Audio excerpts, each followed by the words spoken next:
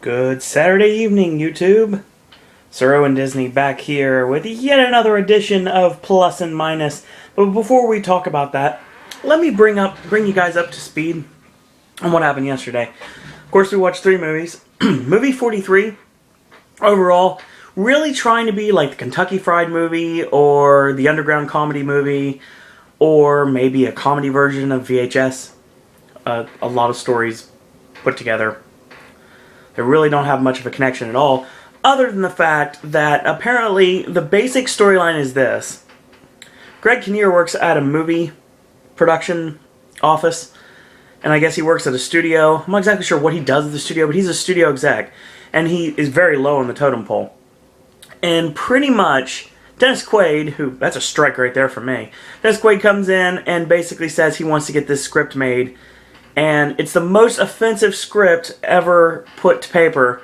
And basically that's where movie 43 comes in. There's different segments. And I'll save you some time. It's all gross out humor. It's not funny. Well, there's a couple things that are kind of funny, kind of humorous, but overall it's not funny. And the bad far outweighs the good. So stay away. And I will say one thing. If you want to see the best segment in the movie, it is a segment between Kieran Culkin and Emma Stone. And you need to watch that. It takes place in a grocery store, over the microphone. Really funny, really hilarious, really smartly funny too. Very raunchy, very dirty, but really funny. And Liev Schreiber and Naomi Watts homeschooling their kid. It's funny as well. Other than that, stay away. Terrible. Hansel and Gretel Witch Hunters. Not what I was expecting. Actually, pretty decent. Pretty good, actually. I would recommend it. It's out there violent, extremely bloody, extremely gory, extremely graphically gory. It's got nudity in it. It's got a whole lot of language in it. Jeremy Renner and Gemma Arterton do really well in what they do. But basically, there's a character in the movie who is a troll. His name is Edward, and it's played by Derek Mears.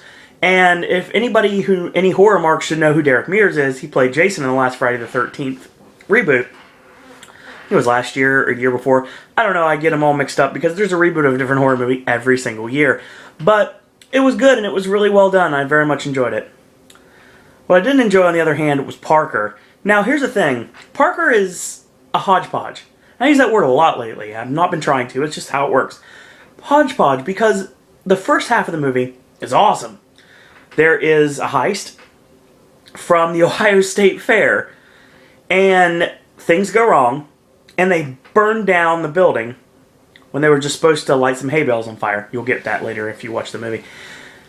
And after that, they basically take Parker out to the middle of nowhere, and they shoot him, leave him for dead, and they think he's dead. Of course, years later, Parker's coming after every single member of this gang, one way or another, to try to take him down. That's awesome. That's a great story, and it worked really well. The problem is, Jennifer Lopez comes in as a character from a whole different movie. I'm going to give AJ credit for that because he came up with it. A character from a whole different romantic comedy. Not this movie. She does not fit in this movie very well at all. That part seemed forced. And if it was eliminated, the movie would have been a whole lot better. And Parker would have been very enjoyable. Because the first half of it was pretty good. When Jennifer Lopez comes in, done the party. Basically, it's the totally opposite effect from when Javier Bardem comes in Skyfall, when I actually started paying attention, because the first half of Skyfall is extremely boring. And then after that, basically, I somewhat enjoyed what I saw. I mean, I don't lie, I don't hate it. I don't hate it as much as you guys think I do. I don't hate it as much as everybody thinks I do. No, not at all. It's overrated, but then again, so is The Hobbit, so there you go. Come at me, fanboys. Anyway, we're going to talk about that. Also, got another job opportunity, so maybe a second job is in my future. It's very possible that I might get a second job. Now, I actually have a job interview tomorrow. I don't know if anything will come out of it, but let's hope for the best at this point, because I really need money, because I am really, really in debt right now. Now, granted, that's my fault for going home for almost a month, and also combining a Disney cruise on top of that, but it's okay, no big deal. I'll find my way out. I'll dig my way out like I always do, so it'll be fine. Now, I know what you guys are waiting for, and that is Plus and Minus, because it is Saturday, and I just had an awesome meal at Logan's with my mom. So it's time to sit back and delve into another theme park that I'm going to plus or minus. And this time we're going to talk about SeaWorld. So, I want to bring up the first bit of information here. And it's actually, I gotta find it first.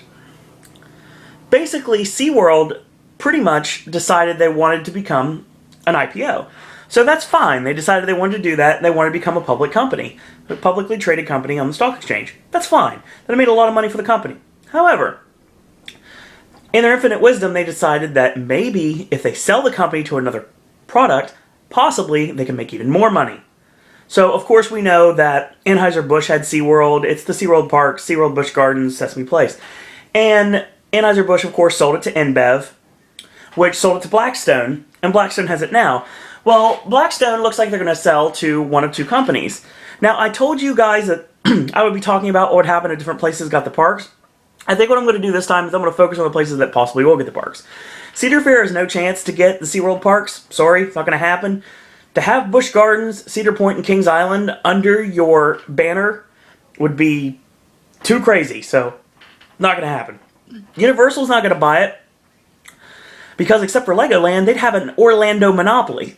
And technically, Legoland is not in Orlando, so it's outside of Orlando in Winter Haven, which is close enough, but still far away enough to not say that it's every single park in Orlando. Right now, Universal would have Universal, Islands, SeaWorld, and if they would buy Legoland, they would have everything. But that's not going to happen, so Universal's not buying the parks. And as much as I like to see Disney doing to buy the parks, I think the Avatar area that's soon to be gone is Camp Mini Mickey is gone now. So, well, soon to be gone, obviously, to make room for the Pandora area of Animal Kingdom. Can't really do anything with the characters and SeaWorld characters in the SeaWorld shows, SeaWorld rides. I'd like to see some of that stuff in the parks. It doesn't really fit very well, so we're going to knock them out. Now I'm going to focus on the two companies right now that have it right now. First off, the first company, if you were not aware, is called Apollo Global Management. And Apollo Global Management is a company that was founded in 1990 by former Drexel Burnham Lambert banker Leon Black. Yes, I'm reading that exactly from Wiki. And of course, like I said, if it's on the internet, it's got to be true.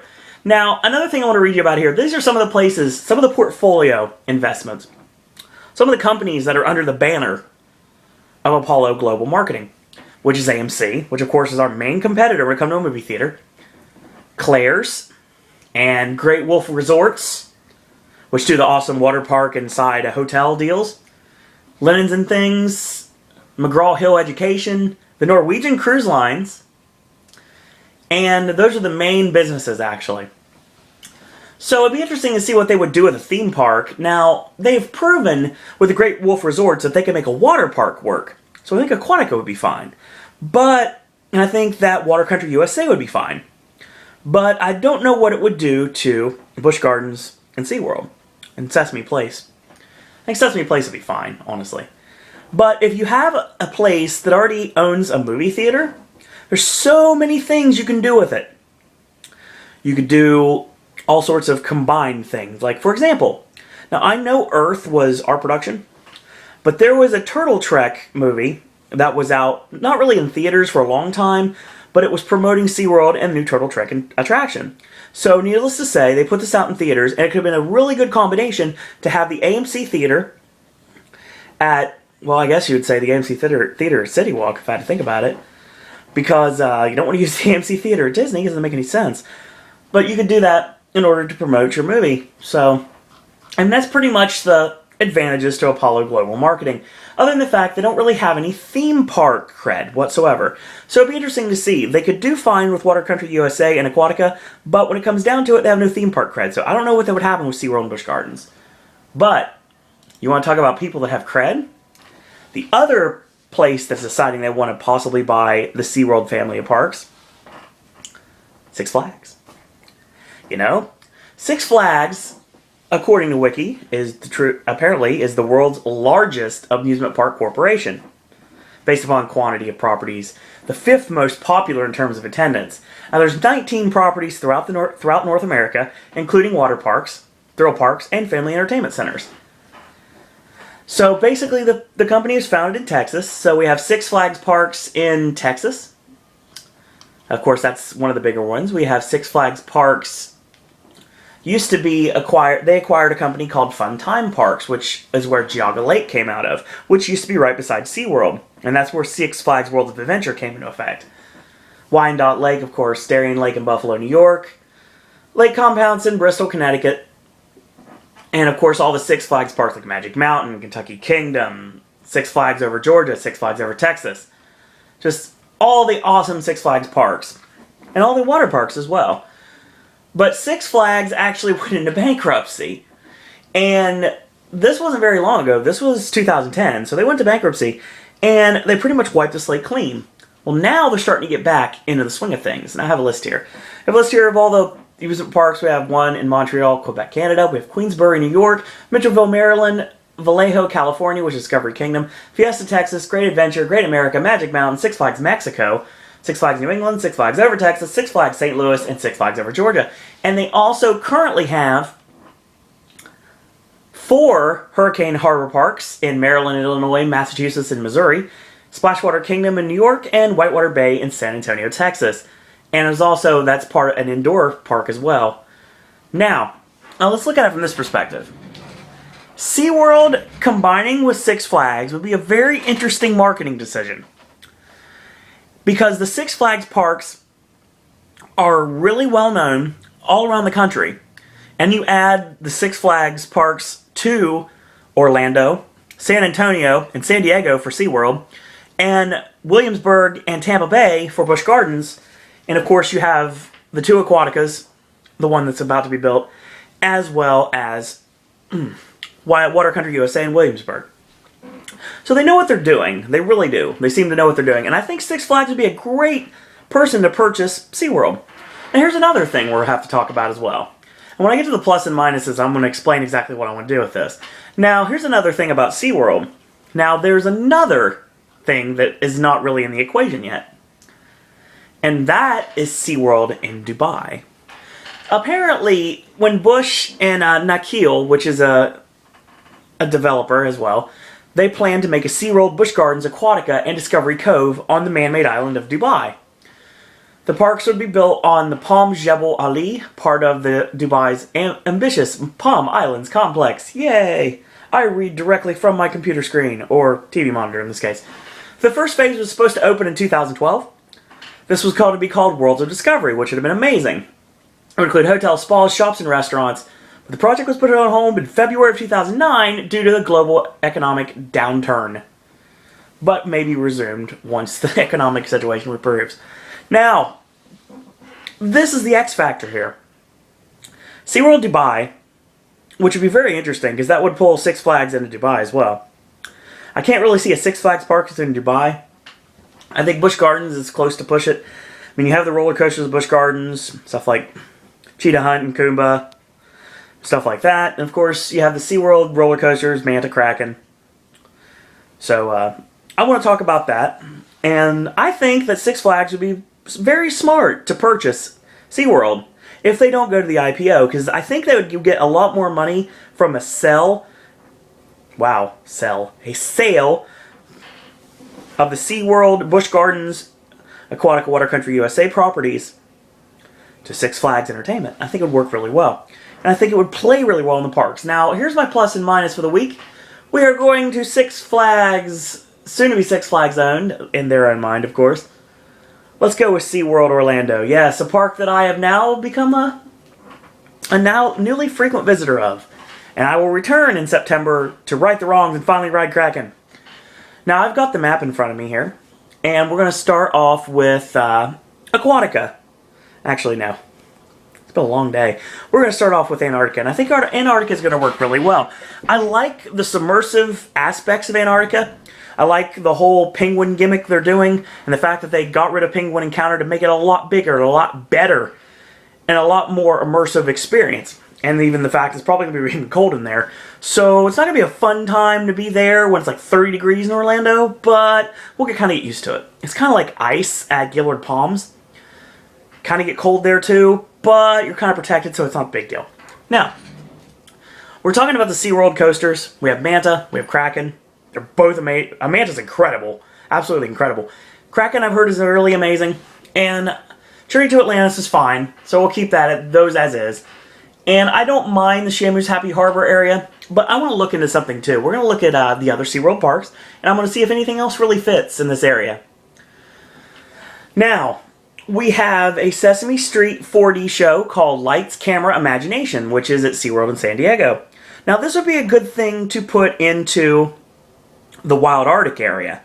Now, I really don't like Wild Arctic because it's way too bumpy, so I get rid of Wild Arctic and move Sesame Street into there.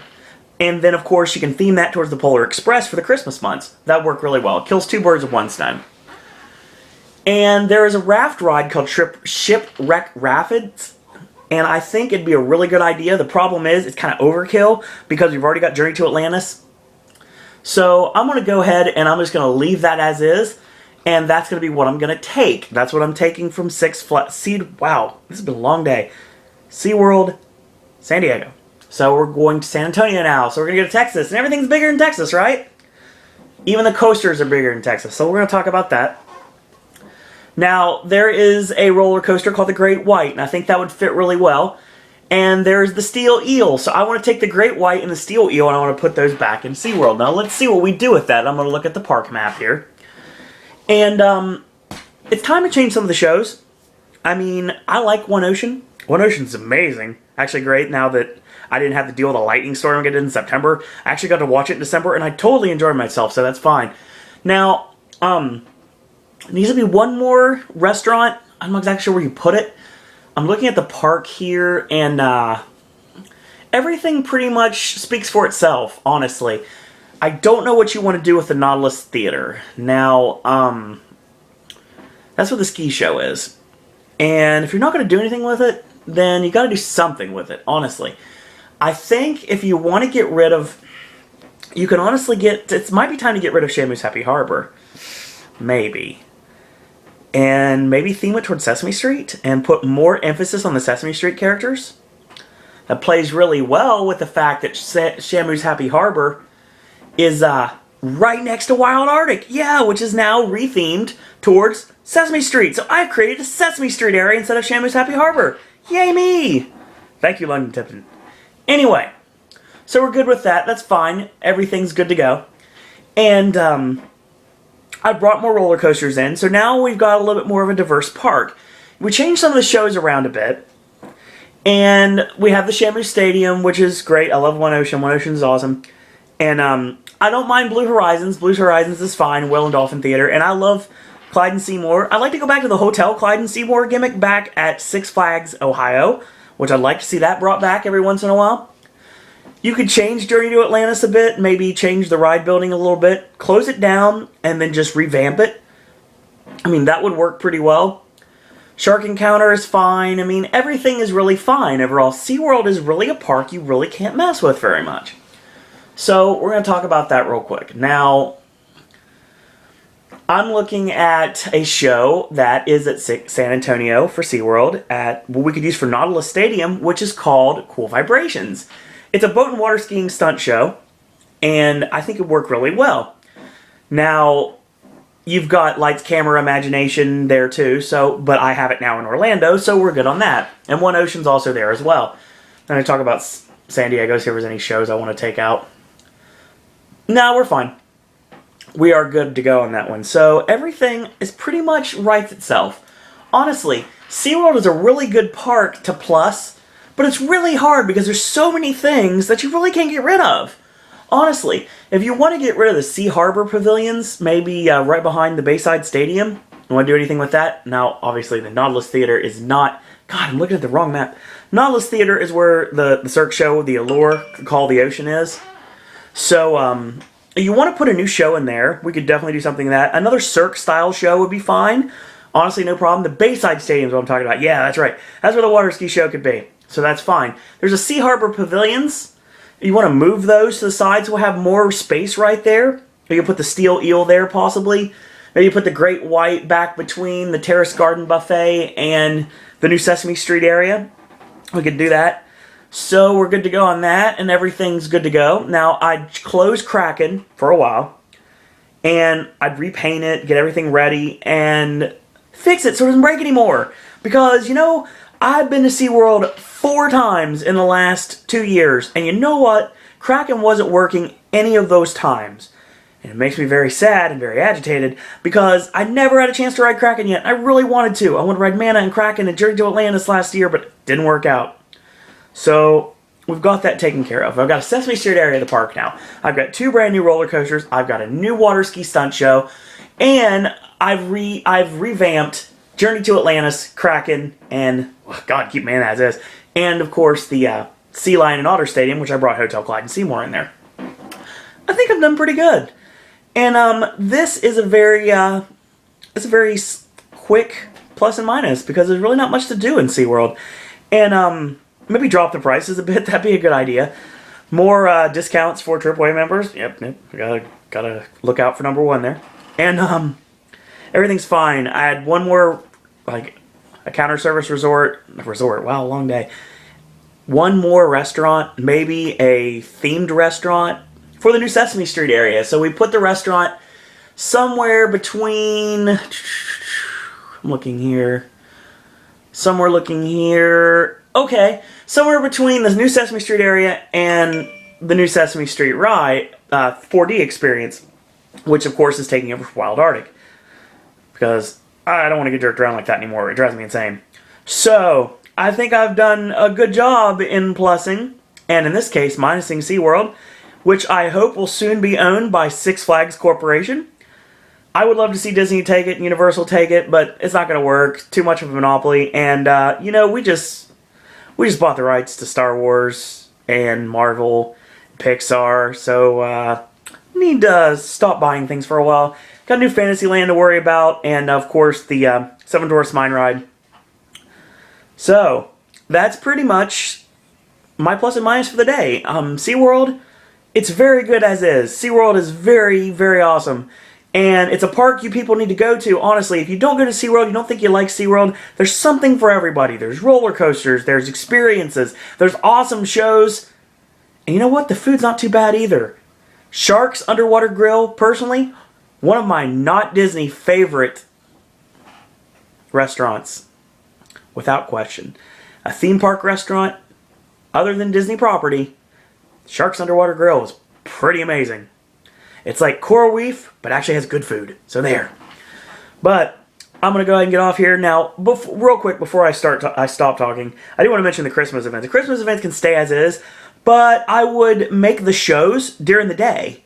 So if you come there during the Christmas season, you can actually watch the Christmas shows during the day. You don't have to wait until a 9 o'clock park close. Because a lot of the times, the only times you have a later park close is on the weekends. Well, the people on the weekdays get gypped out of, like me, get gypped out of watching the Christmas shows. So what you could do, you could split up the Christmas shows. You have half of the day, the regular shows, and then right before park closing, the last show before park closing, Christmas shows. Perfect way to do it. So you pretty much finish one show, and then you can just revamp everything. Christmassy, Christmassy, yay! Bring out the snow globes you can stand in and get attacked with feathers. And you're good to go. And that way, you don't miss out on the Christmas experience at SeaWorld, because it's phenomenal. And I like the trees on the water. That's pretty cool. But SeaWorld did a really good job today, and I plussed it, I minused it, and I made it better. So hopefully you guys enjoyed this. And trust me, I will be back again tomorrow for my Royal Rumble prediction video. For all you wrestling fans out there, I'm going to be talking about the Royal Rumble, previewing the Royal Rumble, what I think is going to happen, who I think is going to win, and exactly what I think is going to go down tomorrow night. So, my plus and minus next week, you know what? I think I've held this back long enough. And I alluded to it the last couple of videos, and you know what? I'm going to my favorite park. Next week's plus and minus, this is for you, Hochberg, Disney's Hollywood Studios. And that's all I got to say about that.